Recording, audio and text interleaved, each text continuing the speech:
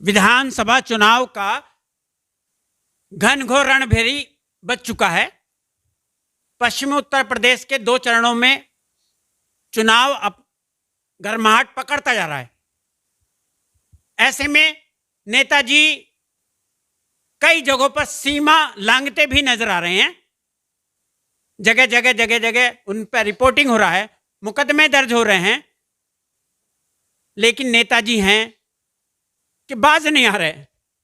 वो अपनी सीमाओं को लांघने में अपनी शान समझते हैं या वोटों को लामबंद करने में जुटे हैं। वह समझते हैं कि वोटिंग उनके फेवर में ज़्यादा होंगे, लोग उन्हें ज़्यादा पसंद करेंगे। असल में पिछले दिनों देखा जा रहा है कि दबंगता जो है वो राजनीति में एक हिस्सा बन गया है। उसे एक काबिलियत के तौर पर देखा जा रहा है। लेकिन क्या वर्तमान में जो नेताजी दबंगता दिखा रहे हैं यह सही है? मतदाताओं पर इसका कोई प्रभाव पड़ेगा? पश्चिमी उत्तर प्रदेश में ढेर सारे जगहों पर मुकदमे दर्ज हो चुके हैं आचार संहिता के। मुरादाबाद मंडल में अकेले ही 39 मुकदमे 31 जनवरी तक दर्ज हो चुके हैं।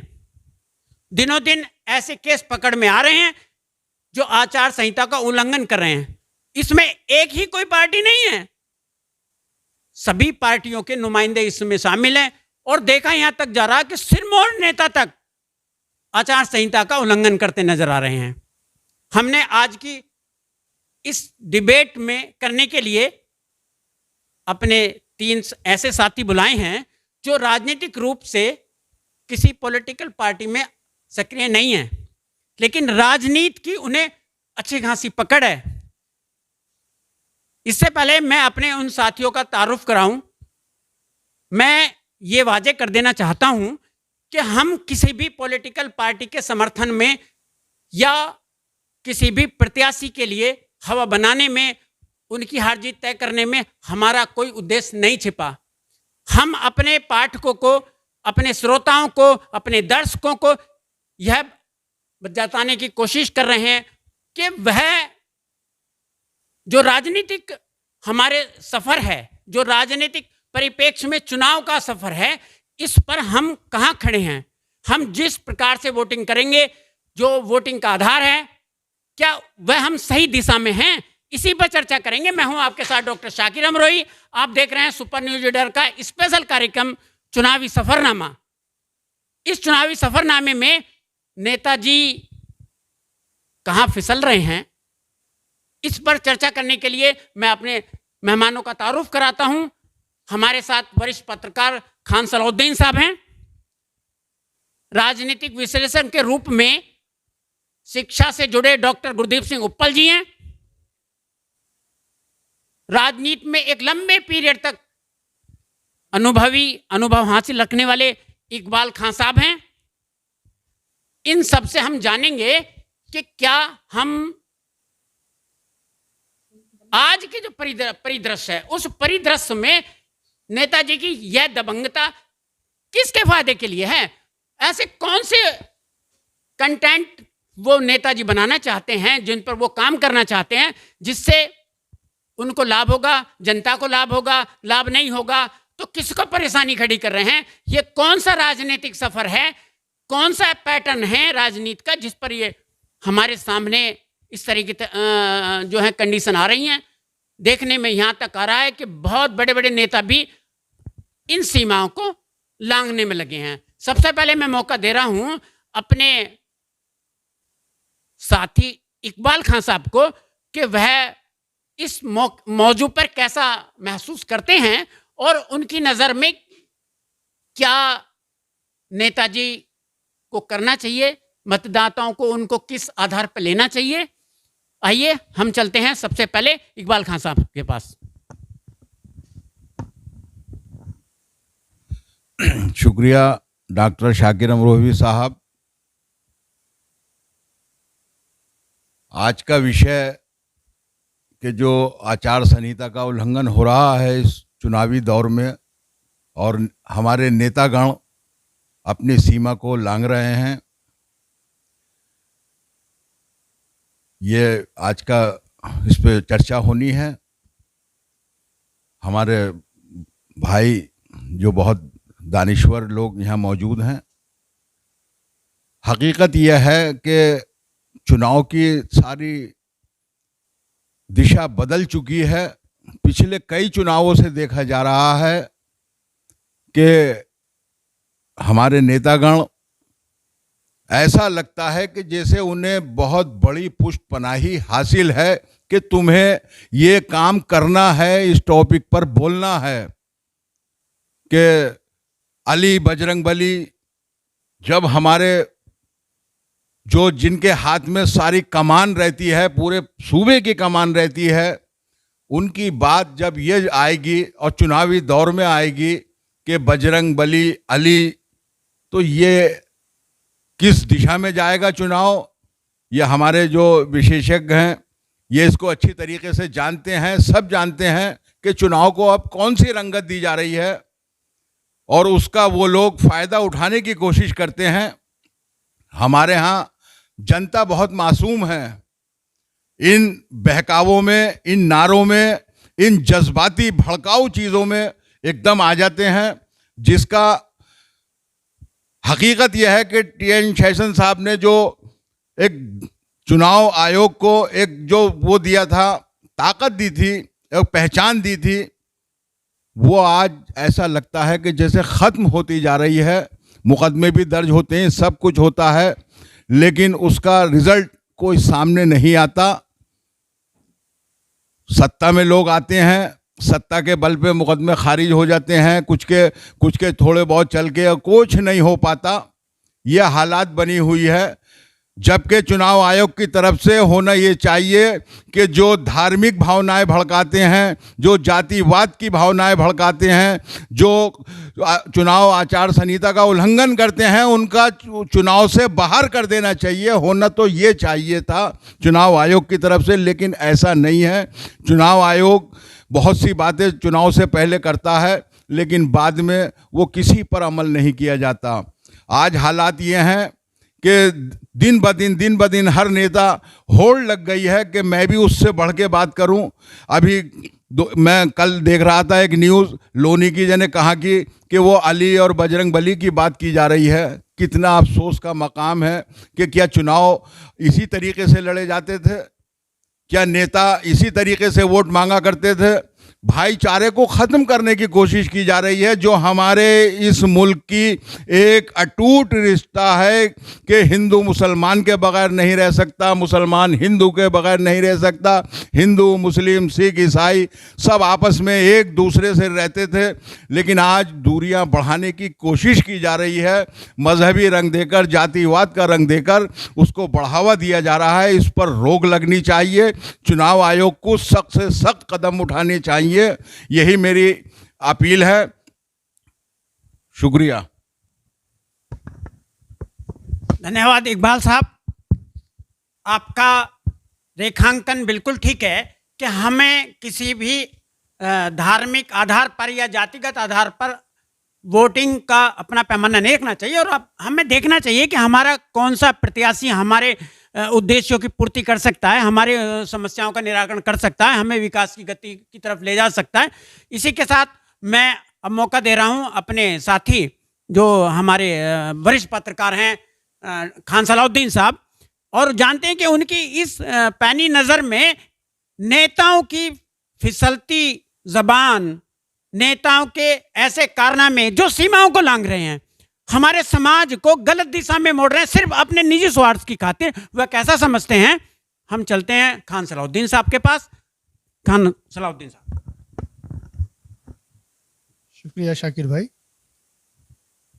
देखिए, हम लोगों ने यहाँ पर दो इश्यूज को लगभग मिलाया हुआ सा है। एक है मॉडल कोड ऑफ कंडक्ट, यानी जिसे आचार संहिता कहते हैं। ये इसका उल्लंघन दो तीन तरीकों से माना जाता है कि वोटरों को लुभाने के लिए पैसे का इस्तेमाल, जाति, धर्म या कोई इमोशनल इश्यूज, झूठे वादे, इस तरीके की चीज़ें जो है ये मॉडल कोड ऑफ कंडक्ट में आती हैं और उसका वायलेशन नहीं होना चाहिए। ये पिछले कई चुनावों से इस सब FIR होती हैं और उस एफआईआर होने के बाद में जब सरकार बदलती, जैसा मेरे काबिल दोस्त इकबाल साहब ने फरमाया कि उसका किसी अंजाम तक नहीं पहुंचती। अगर 403 विधानसभाओं में से या 403 विधायकों में से 4 या 5 का विधायकी रद्द हो जाए इस मॉडल कोड ऑफ कंडक्ट के वायलेशन पे, तो अगली बार कोई भी नेता इस किस्म की हिमाकत करने से बचेगा। लेकिन उनको क्या लगता है कि एक ये टेम्परेरी फेज़ है, एफआईआर दर्ज होती है, चूँकि वो आईपीसी की धाराओं में नहीं होती, रिप्रेजेंटेटिव एक्ट में होती है, तो वो उससे कोई गिरफ्तारी नहीं होती, किसी तरह की उसमें पॉजिटिव कार्रवाई नहीं होती, एफआईआर दर्ज होने तक ही मामला रहता है। उसके बाद पुलिस भी इलेक्शन निमट जाता है, उस पर एफआईआर लगा करके और नेताओं को क्लीन चिट दे दी जाती है। तो इसकी सबसे बड़ी वजह यह है कि कानून में अगर सख्ती हो, कुछ लोगों को सजाएं मिलें, तो इसका असर होता है। कायदे में तो देखा जाए, अगर मॉडल कोड ऑफ कंडक्ट के वायलेशन में 7 साल तक एक नेता को दोबारा इलेक्शन लड़ने से बार किया जाता है, लेकिन यहाँ पर छोटे बड़े सभी नेता अपने हितों को साधने के लिए, वोटों को ध्रुवीकृत करने के लिए पूरी तरीके से किसी भी तरह की भाषा बोलने को तैयार रहते हैं। न उन्हें अपने पद की गरिमा का ध्यान रहता है, न लोगों को इससे क्या असर पड़ेगा, किस तरीके का आपसी विद्वेष बढ़ेगा, लोग एक दूसरे के दुश्मन बनेंगे, इन सब चीज़ों को से उन्हें कोई सरोकार नहीं होता। वो सिर्फ अपने वोटों की खेती काट के और 5 साल राज करने का सपना देखते हैं। तो ये इसी वोटों की राजनीति के चलते ही ये सब तरह की हरकतें की जाती हैं। लेकिन जो हमारा वॉच डॉग है इलेक्शन कमीशन, कहीं ना कहीं ये जिम्मेदारी उसकी है, सख्ती उसको करनी चाहिए। अगर वो सख्ती नहीं कर पा रहा है तो जो हिंदुस्तान की सबसे बड़ी अदालत है सुप्रीम कोर्ट, उसको अपने निर्देशन में इलेक्शंस को ऑर्गेनाइज कराना चाहिए। मेरा ये एक सुझाव है। शुक्रिया। धन्यवाद खान साहब। अब मैं चलता हूं अपने जो राजनीतिक विश्लेषक के रूप में हमारे बीच हैं डॉक्टर गुरदीप सिंह उप्पल, उनसे भी जानते हैं कि क्या नेताओं के इस अमल को कैसे रोका जा सकता है। और ये नेताओं के अमल ऐसा तो नहीं है, हम ही गलत समझ रहे हो, फायदेमंद हो समाज के लिए, इस दिशा में उनका चिंतन देखते हैं। डॉक्टर गुरदीप सिंह उप्पल। धन्यवाद डॉक्टर साकिर अमरोही जी। आज हमारे लोकतंत्र को 70 साल से ज़्यादा होने जा रहे हैं, उसके बावजूद भी हम डिबेट कर रहे हैं, चर्चा कर रहे हैं बैठ के, हेट स्पीच या हमारे नेताओं की जो जबान फिसल जाती है या आचार संहिता का उल्लंघन करते हैं, तो ये बात हमारे लोकतंत्र को शर्मसार करती है। चूंकि इतने दिन बीत जाने के बावजूद भी अगर हम अभी तक प्रशिक्षित नहीं हो सके, तो इसके पीछे कुछ तो कारण है। जहां तक मुझे लगता है, ये जो स्पीचें दी जाती हैं इस तरीके की, इसके पीछे जो सोच है वो सिर्फ ये है कि येन केन प्रकारेण किसी भी तरीके से सफलता हासिल कर ली जाए, और उसके बाद जब वो सफल हो जाते हैं तो उनके कोई एक्शन उनके खिलाफ हो नहीं रहा, तो बाकी लोगों को भी उससे प्रेरणा मिलती है। दरअसल चुनाव को इस तरीके से लेना चाहिए जैसे 2 टीमें खेलती हैं, एक हारती है एक जीतती है। खेल भावना से लिया जाना चाहिए। अपने मुद्दे आप रखिए, उन पे आप बात कीजिए, तार्किक परिणति उनकी होनी चाहिए और निर्णय जनता पे छोड़िए। लेकिन हमारे लोकतंत्र का ये दुर्भाग्य है कि वोट हम जनता से जरूर मांग रहे हैं, लेकिन निर्णय हम जनता के हाथों में सौंपने को तैयार नहीं। निर्णय हम खुद करना चाहते हैं, और चूंकि निर्णय हमें खुद करना है, इसीलिए उसी अनुसार अपने शब्दों का हम चयन कर लेते हैं। जिस तरीके से भी वोट मिलता हो वही भाषा हम बना लेते हैं, और उसके बाद जब चुनाव जीत गया, कोई एक्शन हुआ ही नहीं, कोई कार्रवाई हुई नहीं, तो बाकी लोग तो ऑटोमेटिकली उससे प्रेरणा ग्रहण करेंगे। दरअसल होना यह चाहिए, जो चुनाव आयोग है उसको बहुत सख्त नियम अपनाने चाहिए।